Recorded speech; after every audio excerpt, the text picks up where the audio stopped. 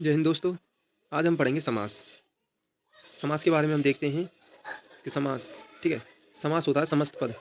समस्त पद, समास को हम दूसरा नाम क्या कहते हैं? समस्त पद भी कहते हैं। चलो अब हम देखते हैं समस्त समास के कुछ महत्वपूर्ण क्वेश्चनों के बारे में हम जानते हैं। पहला क्वेश्चन देखो, यूपीपीएस विधान विधान रक्षक और वन रक्षक में यह सवाल पूछा गया है। ठीक है, पहला क्वेश्चन है समास के पदों को अलग करने को क्या कहते हैं? देखो, समास के जो पद होते हैं उनको अलग करने को हम क्या कहते हैं? विग्रह कहते हैं। ठीक है, जो मैंने बताया था, समास को विग्रह कहते हैं। हमेशा यह चीज़ और ध्यान रखनी है, जो समास होते हैं वह जो शब्दों के मिलने से बनते हैं, यह चीज़ आपको ध्यान रखनी है, न कि वर्णों के मिल से। वर्णों के मिल से आपके क्या बनते हैं? संधि बनती है। यह चीज़ आपको ध्यान रखनी है। वर्णों के मिल से संधि बनती है और शब्दों के मेल से समास बनता है। ये चीज़ आपको ध्यान रखनी है। उसके बाद दूसरा क्वेश्चन हम देखते हैं। आपका दूसरा क्वेश्चन है, अनुरूप में कौन सा समास है? अब देखिए, अनुरूप, अनुरूप अब शब्द से ही पता चल रहा है। आगे उपसर्ग लगा है, उपसर्ग लगा है तो हमने पढ़ा है, उपसर्ग यदि लगा है आगे तो यह क्या हो जाएगा? अव्ययीभाव समास हो जाएगा। यदि उपसर्ग लगा हो और अव्यय लगा हो, अव्यय किसे कहते हैं? जिसको संज्ञा लिंग वचन कारक काल के आधार पर परिवर्तित ना कर सकते, उसे हम अव्यय कहते हैं। उसके बाद अगला देखें, अगला पढ़ते हैं हम प्रत्यंग। अब देखिए इसमें प्रत्यंग, अब मान लो, चलो हम ऑप्शन के हिसाब से देखें तो अव्ययीभाव, अव्ययीभाव के बाद हम देखें तत्पुरुष समास। अब तत्पुरुष में क्या होता है? इसमें कारक की विभक्ति आती है। अब क्या इस प्रत्यंग जो शब्द है इसमें कारक की विभक्ति आपको लग रही है? प्रत्यंग को हम नहीं बोल सकते ना। ऐसी द्विगु समास, द्विगु समास क्या होता है? संख्यावाची होता है। क्या हमें इस जो शब्द है उसमें संख्यावाची कोई लग रहा है? नहीं है, तो हम संख्यावाची नहीं कहते। इसमें देखो, क्या इसमें दोनों शब्दों की प्रधानता है? क्या इसमें योजक चिन्ह लगा हुआ है? तो हम नहीं कह सकते। अब आते हैं हम पहले पर। पहला क्या कहता है कि अव्यय होना चाहिए और उसका जो आगे का है वो क्या होना चाहिए? वह उपसर्ग लगा होना चाहिए। और ठीक है, तो प्रत्यंग, ठीक है, तो अब हम इसको अव्ययीभाव समास मानेंगे। अगला देखते हैं। अगला क्वेश्चन आमरण, यानी आमरण। अब देखिए, मरण तक, ठीक है, तो अव्ययीभाव समास हो जाएगा। यह यूपीएससी घनिष्ठ लिपिक में पूछा गया सवाल है। ठीक है, उसके बाद अगला क्वेश्चन है यथाशक्ति। अब देखो, यथा, यहाँ कहीं भी यथा आगे लगा चले आए तो आप आंख मीच के अव्ययीभाव समास लगा दोगे। क्योंकि यह क्या है? यथा शब्द एक उपसर्ग है। ठीक है, ये चीज़ आपको ध्यान रखनी है। और जिस वर्ण के आगे यदि उपसर्ग लगा आ जाए तो आप कह सकते हो कि यह क्या होगा?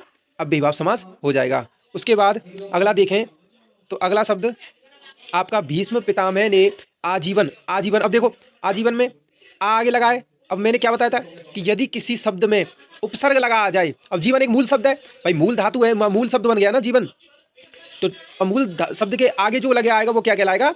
आपका अव्ययीभाव समास। ठीक है, अव्ययीभाव समास हो जाएगा। उसके बाद अगला देखें, जैसे यथासंभव। अब यथा आगे लगा गया, मैंने जिन वाक्यों में यथा आ जाए उन वाक्यों को आंख मीच कर अव्ययीभाव समास आप लगा देना। ठीक है, उसके बाद हम आगे देखें तो अगला क्वेश्चन आता है, जिन समासों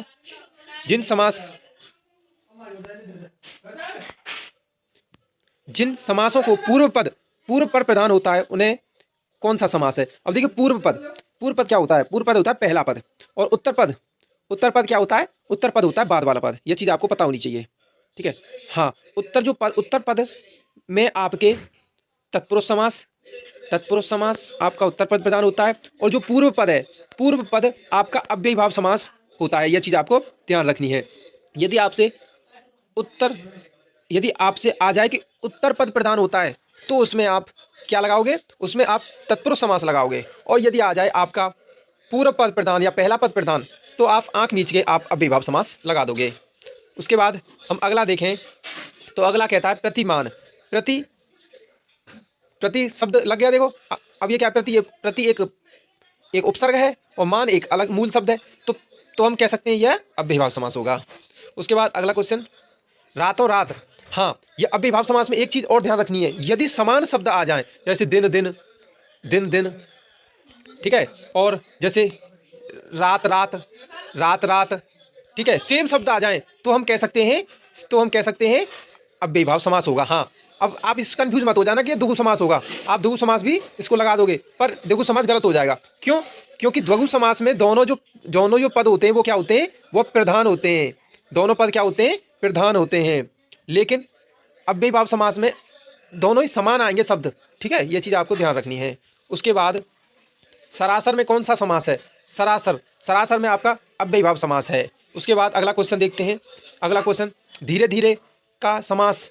अब देखो, धीरे धीरे सेम आ गया ना। अब सेम आ जाए तो मैंने बताया था क्या हो जाएगा? अव्ययीभाव समास हो जाएगा। उसके बाद अगला क्वेश्चन, समास बताइए भरपेट, पेट भरकर। भरपेट यानी पेट भरकर। ठीक है, अव्ययीभाव समास हो जाएगा। उसके बाद इनमें से कौन सा कथन पूरी तरह तत्पुरुष समास से संबंधित है? अब देखिए इसको पढ़िए। तत्पुरुष समास में मैंने थोड़ी देर पहले बताया था कि तत्पुरुष समास में क्या होता है कि जो उत्तर जो पद होता है वह प्रधान होता है, और अव्ययीभाव समास में क्या होता है कि जो आपका पूर्व पद है वह प्रधान होता है। ठीक है, अब इसमें देखते हैं। इसमें पूर्व पद प्रधान होता है, गलत भाई, ये तो होगा नहीं।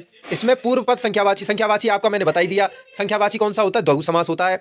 उत्तर पद, हाँ ये होगा आपका, उत्तर पद प्रधान होता है। ये चीज़ आपको मैंने थोड़ी देर पहले बताई थी। ठीक है, ये चीज़ आपको ध्यान रखनी है। उसके बाद चौथा है, इसमें पूर्व पद अव्यय होता है। अब मैंने अव्यय के बारे में बताया था कि अव्यय में कौन सा होता है आपका अव्ययीभाव समास, और पूर्व पद में कौन सा होता है अव्ययीभाव समास, संख्यावाची में कौन सा होता है द्विगु समास। यह चीज़ आपको ध्यान रखनी है। उसके बाद अगला क्वेश्चन देखते हैं। अगला क्वेश्चन है, यह पुस्तक भी हाथों हाथ बिक गई। अब देखो मैंने बताया था कि सेम शब्द आ जाएं, हाथों हाथ या दिन दिन, रात रात, इनमें क्या होगा? अव्ययीभाव समास आप लगा दोगे। उसके बाद अगला क्वेश्चन है, सोना नायक। अब सेना नायक शब्द में देखो, सेना का नायक, सेना के लिए नायक। अब देखो, हाँ अव्ययीभाव, अब तत्पुरुष समास में क्या होता है कि आपको यह चीज़ ध्यान रखनी है जिसमें कारक की विभक्ति आ जाए। क्या? कारक की विभक्ति आ जाए, और इसमें दूसरी विभक्ति से लेकर छठवीं विभक्ति, यानी कुल टोटल 6 विभक्तियां इसमें आती हैं। यानी कर्म से लेकर, यानी कर्म